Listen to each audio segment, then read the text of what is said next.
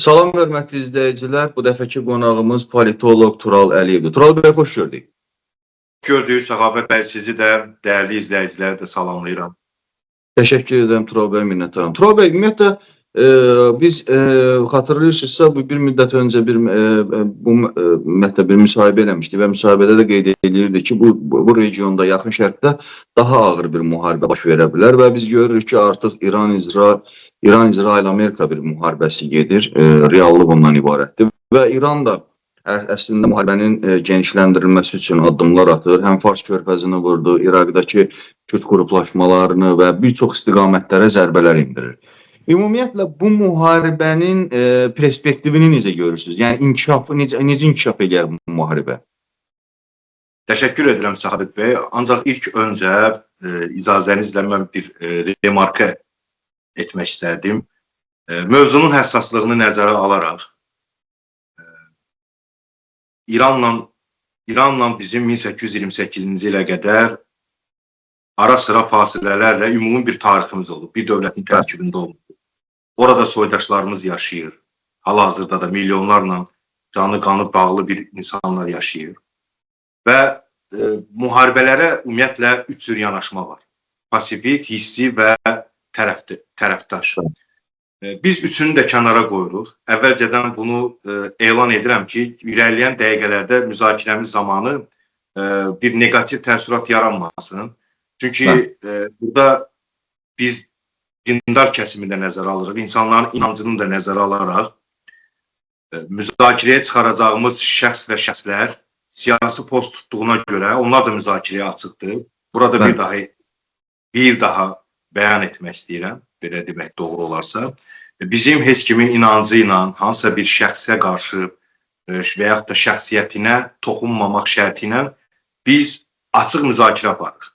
Doğru. Və bu da soyuqqanlı bir analizdir. Yəni biz burada istənilən halda müharibə insanlığa qarşı bir cinayətkarlıqdır.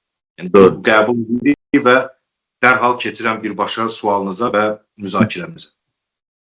Bəli, siz də dediyiniz kimi biz hələ 2023-cü ildə xatırlarsınızsa bizim bir müzakirəmiz olmuşdu. Hətta siz video belə bir başlıq da çıxarmışsınız ki, İranda gedən proseslər post-Xamneyi dövrünə aiddir. Və doğrudan da 2-3 il keçdikdən sonra bir daha sübut olundu ki, həmin ərəfədə artıq proseslər, İran daxilində gələn proseslər nəyə gətirib çıxarda bilər? Və 2023-cü ildə də oktyabr ayında İsrailin Qəzza bölgəsində başlanan müharibə son olaraq İrana qarşı olacağına dair heç kimin şəkki şübhəsi olmamalıydı. Və bunu da təbii ki, İrandakı siyasi elita da bilməmiş deyildi. Çünki əvvəla orada illərdir İslam inqilabından sonra proksi qüvvələr var. Həm Suriya var idi, həm Suriya, Livan, Fələstin, İraq, Yəmən. Yəni, bu niyə proksi qüvvələri saxlayırdı İran? Təhlükələri sərhəddindən kənarda idarə edirdi. Çünki İranın SSR-də olduğu kimi təkcə özünün milli maraqları konsepsiyasından, təhlükəsizlik konsepsiyasından həm də bir ideoloji bir ixracı var idi. Yəni, ideoloji ixrac edirdi. Ona lazım olan o şiə məzhəbini, yəni şiə ideologiyasını şərqdə, xüsusən də orta şərqdə, müsəlman ölkələrində çoxluğunu və onların həm müdafiə etmək adıyla, yəni İranın bir hegemonunu qoruyub saxlamaq niyyəti daşıyırdı. Və 2023-cü ildən başlanan proseslər gəldi son olaraq 2025-ci il 12 günlük müharibə bir nəbz yoxlaması oldu. Həm İsrail boşluqları görmək istəyirdi, həm İran gördü boşluqları, harada boşluqlar var. Yəni mən təkcə siyasi, ideoloji nöqteyi nəzərdə yox, həm də bir hərbi nöqteyi nəzərdə. Bunu daha siz yaxşı bilərsiniz, yəni siz bunu araşdırırsınız illərdir. Bütövlükdə isə İrana qarşı son sürətlə gələn proseslər 2017-ci ildən Donald Trump'ın birinci prezidentliyi dövründə başladı. O nüvə danışıqları sazişindən çıxmaqla Barack Obama'nın dövründə başlamışdı 6+1. Yəni İranın nüvə texnologiyasını yoxlayaraq onun nüvə silahına çevrilməməyin qarşısını almaq üçün bir yumuşaq davranışlar var idi. Müharibə ehtimalını azaltmaq üçün daha çox MAQATE vasitəsilə və həmin dövlətlər çalışırdılar İranın nüvə sənayesini nəzarətdə saxlasın. Amma Donald Trump gələn kimi daha radikal addım ataraq İranı tamamilə danışıqlardan çıxartdılar və İran daha böyük əzmlə gördü ki, sanksiyalar da ağırlaşıb və masa yox, yəni bunu müzakirə edəcək bir dövlət də qalmayıb və dərhal daha da böyük templə nüvənin zənginləşdirilməsi uğrunda bir mübarizəni daha da artırdı. Və ondan sonra nə baş verdi? Təbii ki, 2019-cu il sosial problemlərdən doğan İran daxilində bir aksiyalar, mitinqlər, ixşaşlar baş verdi. Daha sonra xatırlayırsınızsa, bəluclarla bir silahlı insidentlər oldu Əfqanistan-Pakistan sərhəddində. Və 2022-ci il artıq sosial problemlər deyil, bir siyasi ideoloji tələblər başladı. Hicabla bağlı o Məhsə Əminin öldürülməsindən sonra Kürdlər, xüsusilə Kürdlər tərəfindən. Bu da bir nəbz yoxlaması idi. Bunlar elə-belə baş vermir. Və baş verən hadisələr İran daxilində, Səxavət bəy, mən o xüsusilə vurğulamaq istəyərəm. Siz özünüz də mən arada belə bununla bağlı yazılar yazıram. Daha çox İran daxilinə fokuslanıram. Çünki istənilən bir dövlətdə əgər böyük bir kataklizmlər baş verirsə, istər xariclə bağlı, hansısa bir başqa bir ölkə tərəfindən hücuma məruz qalırsa, bunun ilk, yəni Rüşeymin nüvəsi məhz həmin ölkənin daxilindən qaynaqlanır. Qaynaqlanır nə baxımdan? Çünki İran daxilində artıq Xamneyi yaşlı idi və yaşlı olması və xüsusilə də iki mitinqlər, ixşaşlar nə vaxt başladı? 2 dəfə yanlış bir məlumat verdi ki, Seyid Əli Xamneyi dünyasını dəyişir və dərhal ölkədə mitinqlər başlayır. Bu təsadüf ola bilməz. Siyasətdə, ümumiyyətlə daxili siyasətdə, siyasi elmdə təsadüfi deyilən bir termin yoxdur. Yəni, bu baş verirsə, deməli, bu elitanın içərisində müəyyən bir narazılıq var. Bu da namizədlə bağlıdır. Yəni, kim gələcək? Və burada məsələ hansısa bir siyasi postun tutmaq məsələsi deyil. Yəni, bu İran çox mürəkkəb ölkədir. İran hansısa bir sıradan bir ölkə deyil. İran bir müstəqilliyi 100 ilə 200 ilə dayanmır ki, yəni İran 5000 illik sivilizasiyanın özündə birləşdi. Yəni İran elə bir mürəkkəb sistemdir ki, yəni burada təkcə hansısa bir siyasi postun sadəcə kimisə gedib kimisə gəlməyə əvəzləyən məsələsi deyil. Bu hansısa bir təşkilat deyil ki, rotasiya qaydasında bu getdi, o gəldi. Yəni heç bir problem olmadan sadəcə qansız, qadasız, ağrısız, acısız bu gəldi oturdu. Niyə Xamneyinin o siyasi figur kimi bir çəkisi gücü var idi? Xamneyi son 1989-cu ildən ali dini rəhbər idi, Ayətullah idi.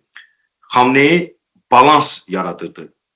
Dünyəvi hakimiyyətlə ruhani hakimiyyət arasında bir çəkici qüvvəsi var idi. Həm Sepahı nəzarətdə saxlayırdı. Sepah qoymur daha çox gücə malik olsun. Çünki o özü də bir daxildə, ümumiyyətlə hər bir dövlət daxilində bir təşkilatın, qurumun bütün silah, iqtisadi imkanların əlində cəmləşdirilməsi istənilən yuxarı, yəni vertikal olaraq, şaquli olaraq yuxarı orqan üçün bu təhlükədir. Həm də dünyəvi bir prezidentlik institutunu saxlayırdı nəzarətində və belə balans yaradırdı.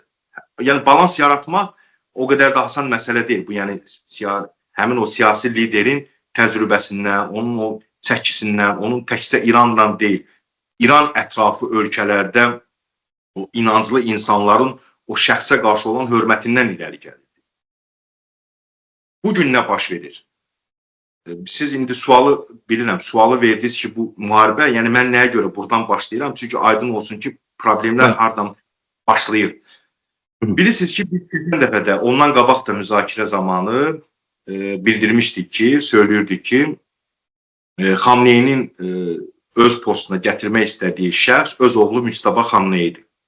Yəni, o namizədliyi artıq kulvarlarda deyil, bu mediada yansımışdı və mediada da geniş bir müzakirə başlamışdı. Görünür, ona qarşı bir müqavimət var idi və müqavimətdən əlavə bir narazılıq da var idi. Siz nə qədər siyasi çəkili fiqur olsa da, amma öz başına qərar vermək çox çətin mexanizmdir. Yəni bunu razılaşdırmalısan. Çünki bununla sabah işləyəcək qüvvələr var. Və bu məsələdə, yəni fevral ayının 28-də başlanan bir müharibə və bir gündən sonra Seyid Əli Xamneyi, yəni bombalar nəticəsində, yəni dünyasını dəyişir və həlak olduqdan sonra artıq yenidən bu aktuallaşır. Kim olacaq? Sonra dərhal müvəqqəti bir icra, onun vəzifəsini icra edən Əli Rza Ərafi deyildi. Daha sonra yenidən çəkildilər geriyə. Sonra bu yax 1-2 gündür Müçtəba Xamneyin deyirlər, amma rəsmi olaraq ekspertlər şurası tərəfindən, hansı ki o Ayətullah, yəni dini lideri seçir. Bəli, vilayət fəqih seçir. Bununla bağlı hələ rəsmi açıqlama yoxdur. Və rəsmi açıqlama olmadığına görə də və iki Əli Rza Ərafi ilə Müçtəba Xamneyinin iki fərqi var. Əli Rza Ərafi dini, o ruhani camiyyəsində çox böyük hörmətə malikdir, amma Sepahla əlaqələri o qədər deyil. Və daha çox Sepah Müçtəba Xamneyinin namizədliyinin irəli sürülməsində yekdil qərara malikdir, elə söylənilir. Daha çox onun üzərində dayanırlar. Üzr istəyirəm Tural bəy. Hətta iddia var ki, Müstəbanı ümumiyyətlə Sepah seçib. Yəni Sepahın diktəsi ilə onu artıq ali dini lider eləyiblər. Çünki dünənlərdə bir bəyanatı səsləndirdi. Yəni Müstəba Xamneyinin bir bəyanatı da oldu. Təbii ki, Səxavət bəy, elə sözümüzə qüvvət olaraq, sözümüzə əlavə olaraq, ümumiyyətlə belə bir İran siyasi establishmentində, siyasi idarə etməsində iddialar var ki, Xamneydən sonra 3 versiyalar üzrə nə ola bilər İranda, daha çox bu 3 versiyanın üzərində aparılır. Nə olacaq? Bir, şəxs olaraq elə bir Xamneyi kimi güclü fiqur yenidən o hakimiyyət qanatlarını bütövlükdə həm hərbi qanadı, həm ideoloji, həm siyasi əlində cəmləşdirən bir fiqur. 2, kollektiv bir idarə etmə. 3, hərbi bürokratiya. Bax, sizin dediyiniz o Sepah, belə bir iddialar da var ki, ola bilsin ki, bu dini rəhbərin seçilməsi o qədər müşkülə çevrilə bilər ki, yəni problem olaraq qalar. Sepah bütün hakimiyyəti ələ alıb, formal bir şəxs da qoya bilər ora, ali dini rəhbər olaraq qalacaq, amma bütün idarə etmə Sepahın əlində cəmləşəcək. Bax, bu nəyə gətirib çıxarda bilər? Mən ona gəlmək istəyirəm. Əslində, hərbi diktatura zamanı və xüsusilə böyük ölkə ağır müharibədən keçirsə, xatırlayırsınız, biz keçən dəfə siz də sual verdiniz ki, hərbi o diktatura qurularsa ölkə hansı problemlərlə üzləşə bilər. Xüsusilə müharibələrdən sonra, ağır müharibə bitdikdən sonra və daxildən ki, o çağırış olmadı və insanlar qalxmadı, hakimiyyəti çevirib, öz dünyəvi rejimi devirib, dünyəvi hakimiyyət qura bilmədisə, bu qüvvələr, nə olur? Ölkə avtomatik olaraq 2 senaryo üzrə hərəkət edir. 1, vətəndaş müharibəsi. 2, çox sərt bir hərbi diktatura qurulur. Hərbi diktaturla da kim qura bilər? Sepah. Əlində nə var? İqtisadi imkanlar var, hərbi imkanlar. Və İran daxilində hətta belə bir müqayisə aparırlar ki, bu sanki Almaniyanın vaxtında 2 qurum vardı. Wehrmacht, bir də SS. Sepah və Müdafiə Nazirliyi. Bunu belə müqayisə aparırlar. Sepah SS-dir, Wehrmachtda Müdafiə Nazirliyi, yəni ikili qurum. Bu da istənilən halda problemlərə gətirib çıxardır. Çünki ölkə nə qədər qapalı olduqca, iqtisadi imkanlar daralacaq, heç kim artıq böyük risklər eləməyəcək İranla işləsin. Düz ölkə resurslarla bol olsa da, amma istənilən halda bir ağır sanksiyalarla üz-üzə qala bilər və bütün iqtisadi imkanları bağlana bilər. Gələk sizin əvvəlki sualınıza, müharibələrin nə qədər siyasi ideoloji üzdə olan səbəbləri olsa da, ən arxada iqtisadi maraqlardır. Ümumiyyətlə, Amerika Birləşmiş Ştatları bugün İranla bağlı nə problem var? Yəni, problem olaraq, problem nədir? Ən böyük problem. İran dünyanın, Avrasiyanın ən əlverişli coğrafi mövqeyinə malikdir. Bütün arteriyalar İrandan keçir. Ticari dəhlizlər, nəqliyyat dəhlizləri, nəqliyyat kommunikasiya. Amerika Birləşmiş Ştatları İrandan Körfəzdəki mövqelərini zəiflətmək istəyir. Ümumiyyətlə, İranı Körfəzdə o Körfəzlə ki, onu təhdid edirdi, o təhdidləri aradan qaldırmaq istəyir. Amma üzdə Amerika Birləşmiş Ştatları, Donald Trump nə deyir? Bizim indiki İranla müharibə etməyimizin əsas səbəbləri İranın nüvə silahının qarşısını almaq, zənginləşdirilməsinin qarşısını almaq ki, bu gələcəkdə nüvə silahına çevriləcək. 2 hərbi sənaye, hava raket komplekslərini məhv etmək və donanmasını. Donanması da az əvvəl dedim. Niyə donanması? Çünki Körfəzdə zəiflətmək istəyir. Burada digər ən çox əziyyət çəkən ölkələr elə uzaq şərqdə Yaponiya, Cənubi Koreya və Çin. Çinin 50% nefti yaxın şərqdən gəlir. Yaponiyanın 95% neft və qaz məhsulları tələbatı məhz yaxın şərqdən gəlir. Yəni istənilən halda bir növ təsəvvür edin, Hörmüz boğazı bağlandıqda və Körfəzdə müharibə alovlanarsa, bu hansı bir böhranlara gətirib çıxarda bilər. Yəni müharibənin uzanmağı və indiki müharibənin genişlənməyi və İranın da bəzən şahmat taktikası ilə Körfəz ölkələri, Bəhreyn, Kuveyt, Oman, yəni bu ölkələr hərbi bazalar, Amerika hərbi bazalar, hətta hərbi bazalar təkcə yox, neft infrastrukturunu vurmaqla bir böhran yaratmaq istəyir. Həm də bir dünyaya bir mesaj verir ki, nə qədər ki böhran genişlənərsə, təbii ki buna qarşı ölkələr qalxacaq. Niyə? Ölkələr ona görə səslərini çıxarmayacaqlar ki, İranın müdafiə etsinlər.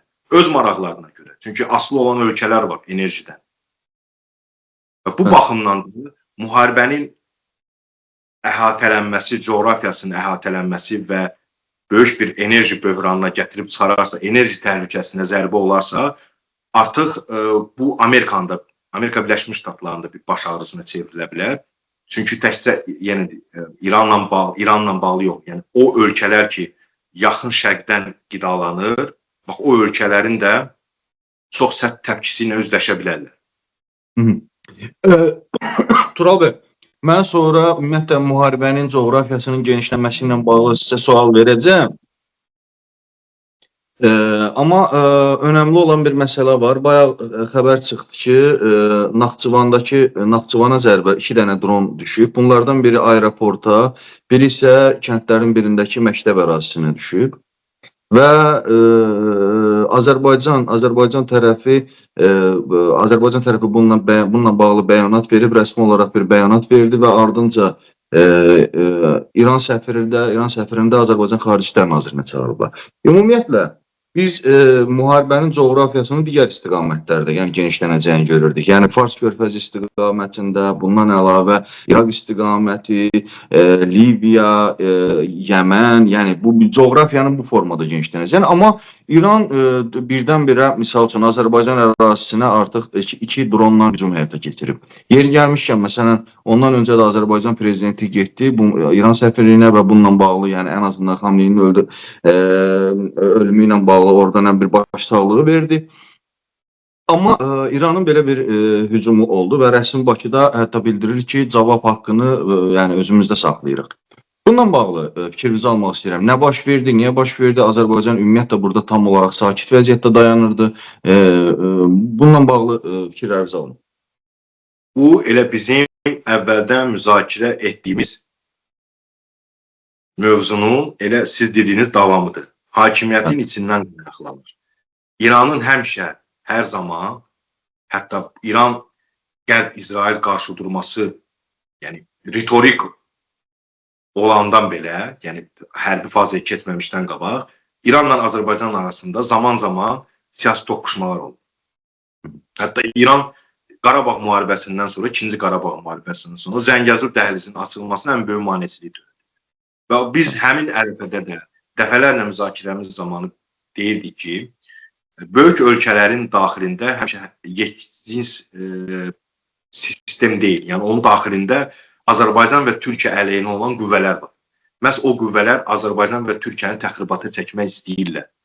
Və həmin qüvvələr də təkcə İrana bağlı deyil, başqa ölkələrə də bağlı ola bilər. Yəni ümumiyyətlə bir ölkəyə hücum olur və bir gün içində 40-dan çox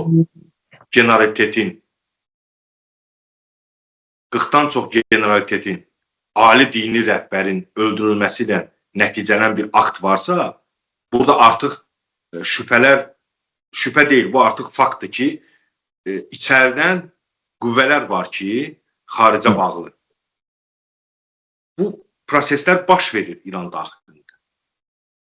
İndi burada Azərbaycan və dünən Türkiyə, bugün Azərbaycan. Yəni bu qədər təsadüf ola bilərmi?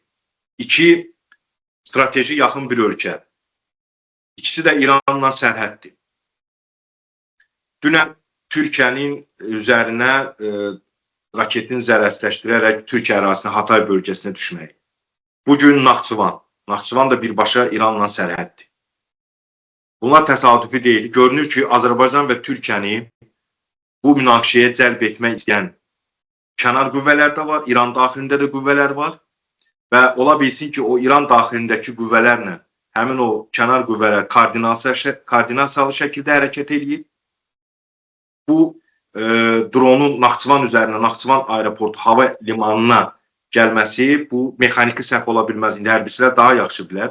Mən bilmirəm, o qədər də mexaniki bir səhv ola bilməz ki, bu sırf sərhədin bir balaca hissəsi keçsədə deyə bilərdik, ola bilsin təsadüfən. Amma bu qədər sırf hava limanı strateji obyekti. Hava limanı artıq burada mövzu bağlanıb. Yəni burada artıq heç bir bəhanə keçərli deyil. Bunun İran tərəfdən izahı istəniləcək.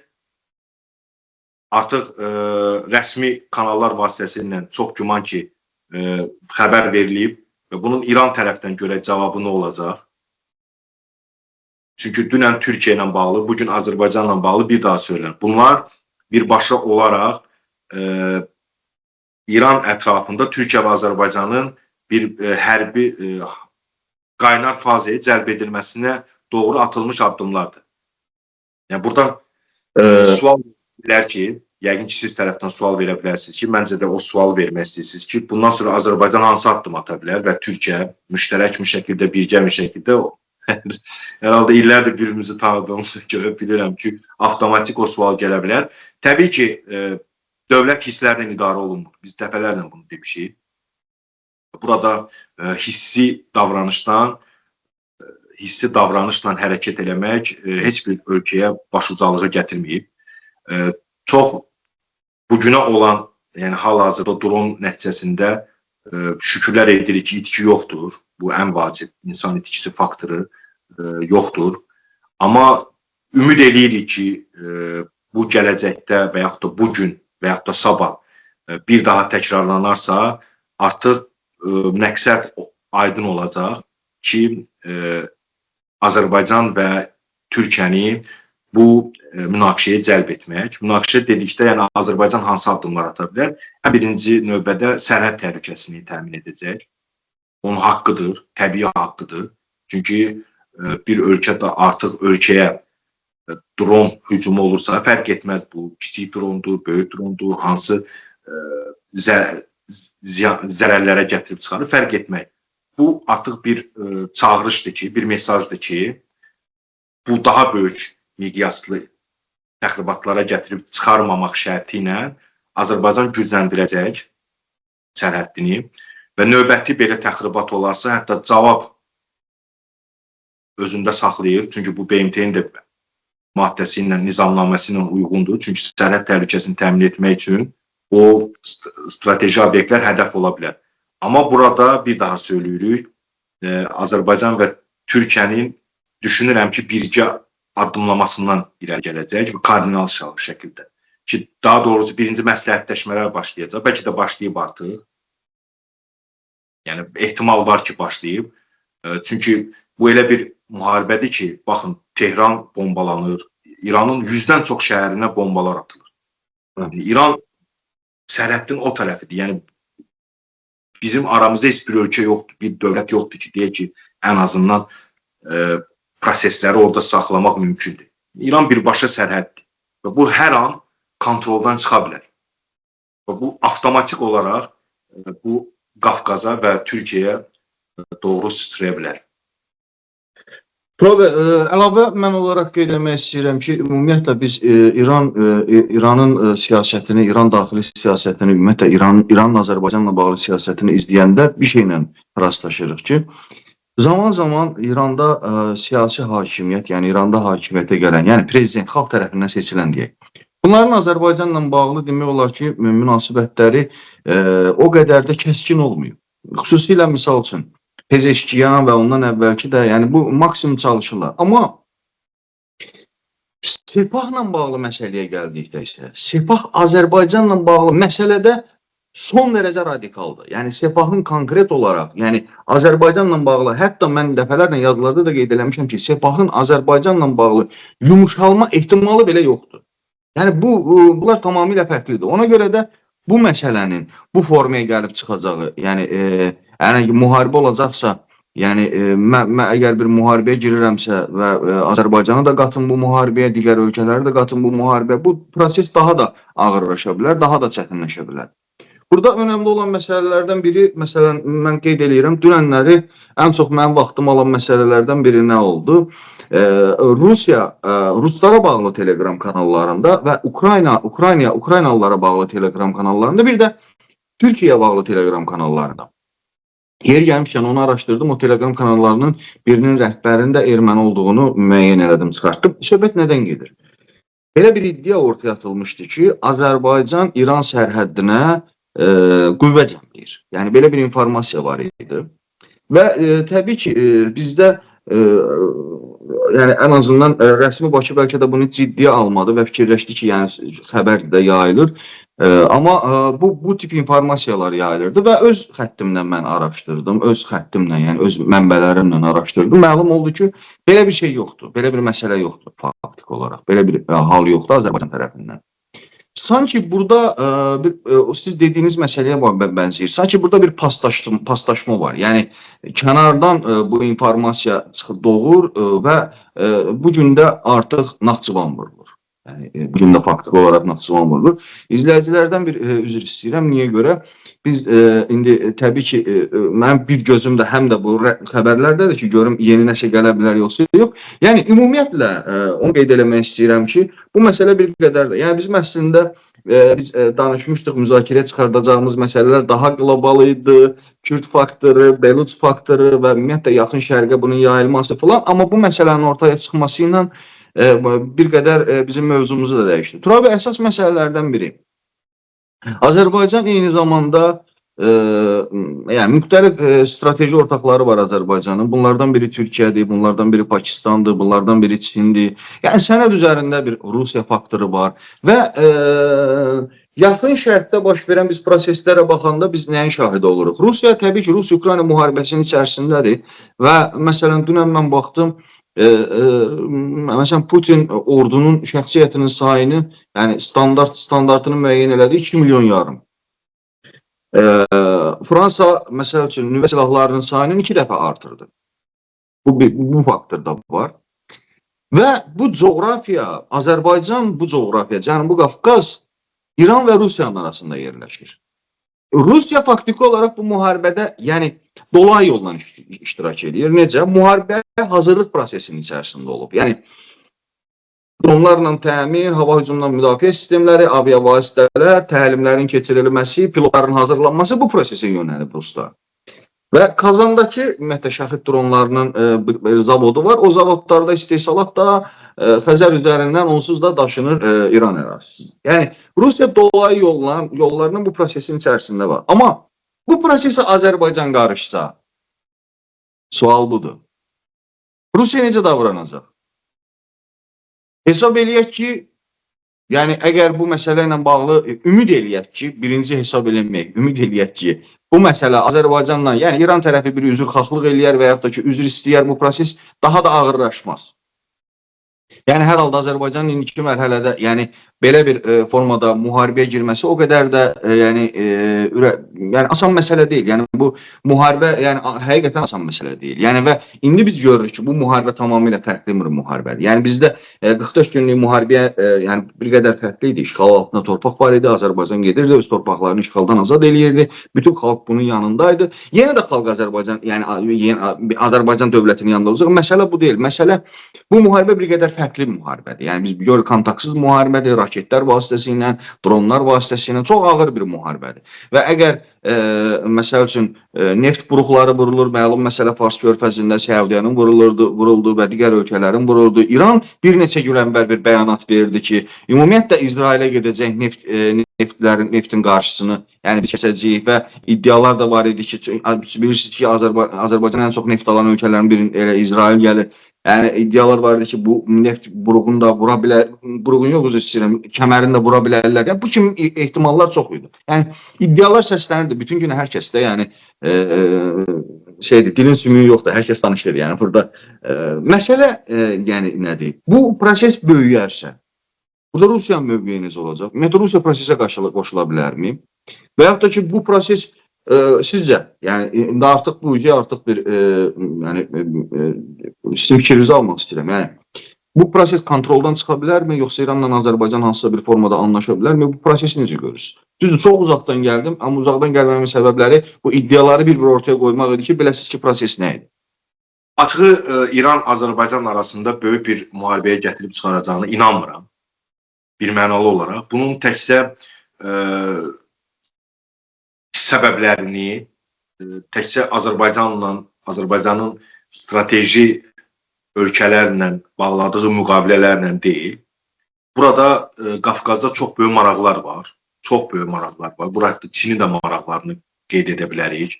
Rusiyanın ən həssas bölgəsidir. Çünki Qafqaz Rusiyanın ayrılmaz, yəni Şimali Qafqaz Rusiyanın tərkibindədir və Cənubi Qafqazda istənilən bir qığılcım, istənilən bir qarışıqlıq birbaşa Rusiyanın cənubuna təhdiddir. Necə ki, Birinci Qarabağ müharibəsi zamanı Çeçenistan, İnguşetiya və o bölgələrdə Dağıstanda qarışıqlıq yarandı və iki Çeçen müharibəsi keçdi. Yəni bunlar nəyə görə o baxımdan deyirəm ki, yəni burada, bu coğrafiyada müharibə nədir? Müharibə xaosdur. Xaos olanda nəzarət itir. Nəzarət itirsə artıq o koridorlar ki açılacaq, o silahlar hara doğru tuşlana bilər? Elə Rusiyanın özünə də tuşlana bilər. Təbii. Biz Azərbaycanlı olaraq Azərbaycanın üzərində bu təhdidlərin bir Azərbaycanlı olaraq təbii ki, qara buludların çəkilməsini istəmirik ki, bir vətənimizdə, ölkəmizdə belə bir hadisələr cərəyan etsin.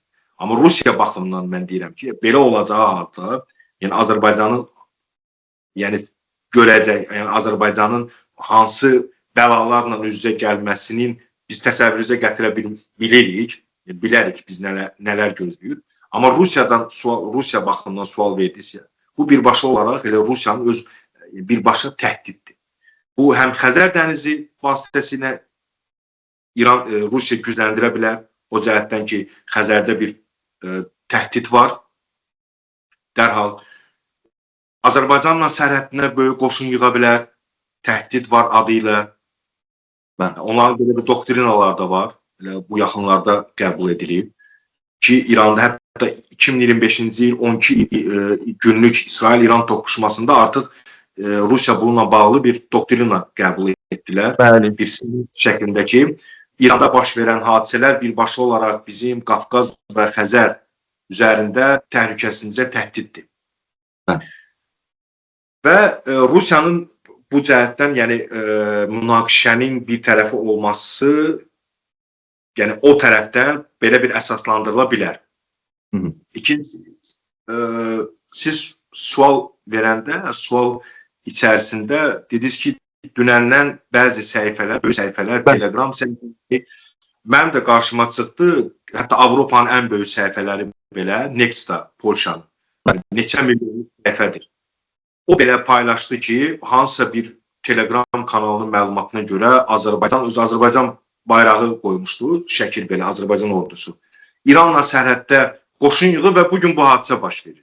Bir daha söyleyeyim. Bütün bunlar tesadüfi değil. Yani Kesinlikle. sabah birinci ümumiyyətlə müharibə üçün nə yaradılır? Əsaslar, bəhanələr. Bəli. Siz dediniz ki, Sepah Azərbaycanla bağlı radikal mövqedə dayanır. Barışmaz Bəli. mövqedə. Elə o barışmaz mövqedə dayandığına görə də o mövzunun həssaslığı və Azərbaycan belə bir mediada, media məkanında xüsusi insiderlər çıxır, gizli məlumatlara, məxfi məlumatlara çıxışı olan adamlar ki, onlar vasitəsilə hansı hökumət daxilində mənbələr adı ilə ən asan yıxmaq üstünə də Azərbaycandakı və yaxud hansısa bir ölkədəki mənbədə, hansı mənbədir, kimdir, heç bilinmir. Məlumat gedir, media, informasiya getdi, artıq beyinləri oturdu, siqnal getdi, axı İran müharibə içərisində o demək deyil ki, İran bütün bu başını buraxıb bunlar. Ne oldu? Onlar da izləyirlər hər şeyi. Yəni bunlar üçün bir bəhanə ola bilər ki, bugün Azərbaycan sərhəddə qoşun yığırsa, dərhal bir dron, görünür ki, bunlar çox bir-birinə zəncirvari əlaqəlidir. Yəni, baxın, məhz dünən məlumat çıxır, bugün hadisə baş verir. Yəni, üstündən 2 gündə keçmir. Yəni, 3 gündə keçmir. Məhz bir gün, hətta bir sutka keçmirmiş, bu hadisə baş verir. Demək, bunlar təsadüfi deyil. Ona görə də Rusiya ilə bağlı bir daha gəlirik. Rusiyanın atacağı addımlar, indi siz dediniz ki, Rusiya ordusunun sayının artırılması. Ümumiyyətlə, Rusiya həmişə soğuq müharibə bitdikdən sonra, zəif Rusiya 90-cı illərdə olanda və sonradan yavaş-yavaş Putin hakimiyyətə gələndən sonra Rusiyanın bugün apardığı istər Ukraynada müharibə, istər Rusiyanın həmişə qərbdən istədiyi nə olur? Mənim postsovet məkanımda olan maraqlarıma zərbə vurur. Yəni, bugün Rusiya tərəfdən baxanda ölüm-dirim savaşı gedir. Yəni, artıq sərhədlərinə yaxınlaşır. Bir daha vurğuluyurum. Mən başa düşürəm. Biz keçən dəfə, hər dəfə izləyicilər sizi yazırlar burada.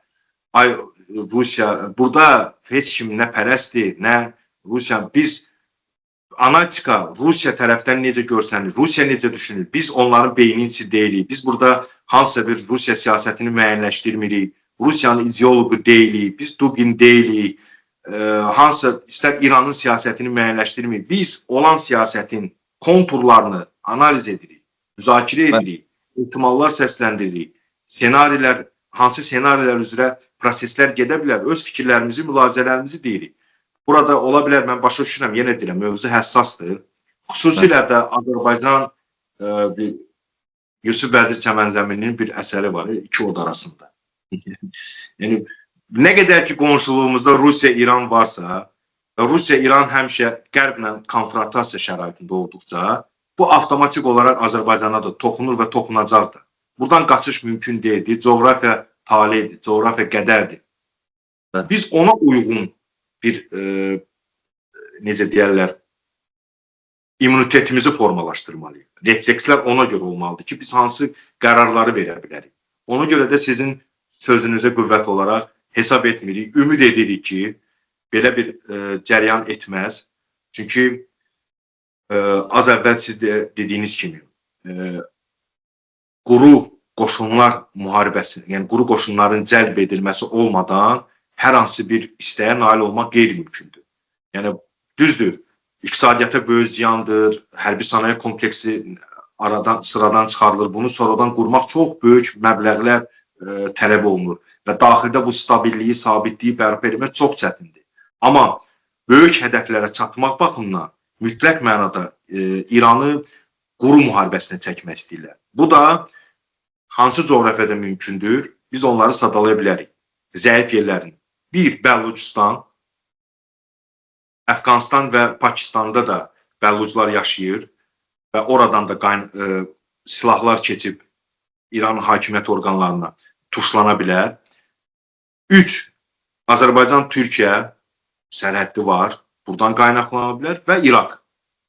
Ən ehtimal, Amerikanların bir sözü var İngilisdən, highly likely, yəni yüksək ehtimalla İraqdan gözlənilir ki, çünki Kürt qruplaşmaları, Kürt silahları, orada Kürdistan bir avtonomiyası var. Oradan qığılcım baş verə bilər, bugünə qədər də var idi. Amma nə qədər ki qruplaşmalar İraq tərəfdən deyirsə, bu müharibə arealı genişlənə bilər İraq ərazisində. Bu təkcə Kürdistanın, Kürdlərin İranla sərhədinə yekunlaşmayacaq. Bu bütövlükdə İraqı zəngin ala bilər. Bu da İraqı zəngin almasına nə olacaq? Bu avtomatik olaraq Türkiyə maraqlarını ziddir. Türkiyə avtomatik olaraq istədi-istəmədi bu münaqişəyə cəlb olunacaq və girəcək. Çünki Türkiyə 2003-cü ildə İraqa ki, koalisiyaya qoşulmadı, hər zaman Türkiyə siyasətində onu bir damğa kimi deyirdilər ki, o vaxt səhv addım atdı və koalisiyaya qoşulmadı və İraqda olan paya sahib olmadı. 2003-cü ildə. Gələk İraqla bağlı kampaniyaya qoşulardı. Mən düşünürəm ki, bugün Türkiyə o səhvi etmək istəmir. Və Türkiyə də öz milli təhlükəsizlik strategiyası baxımından İraqda baş verən hadisələrə seyirci qalmayacaq. Və bütün bu senarilər, ehtimallar biz səsləndiririk və bir də Sepahla bağlı bir şey vurğulamaq istərdim. Niyə Azərbaycanla bağlı radikal mövqedə dayanır?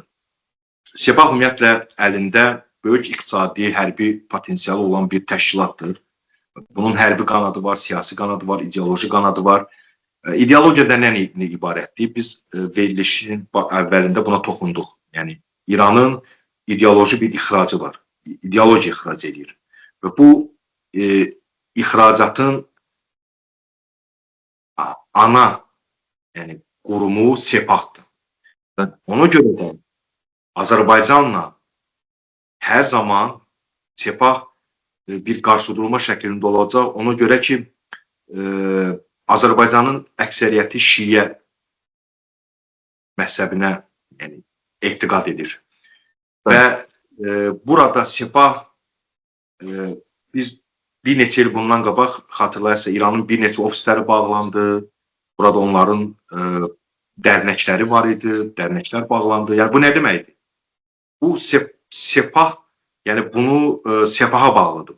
Ona görə də Sepahın Azərbaycanla bağlı və ideoloji baxımdan Azərbaycanın sekulyar olmağı Sepah həzm edə bilmir. Yəni, quruluş, toqquşma nöqtəsi budur. Və təbii ki, iqtisadi maraqlar, necə ki, Zəngəzur dəhlizinə qarşı çıxma və Azərbaycanın qərbinə olan iqtisadi əlaqələri, ticari əlaqələri və bunlar da o Sepahla Azərbaycan arasında barışmaz mövqeyin bu səbəbdən.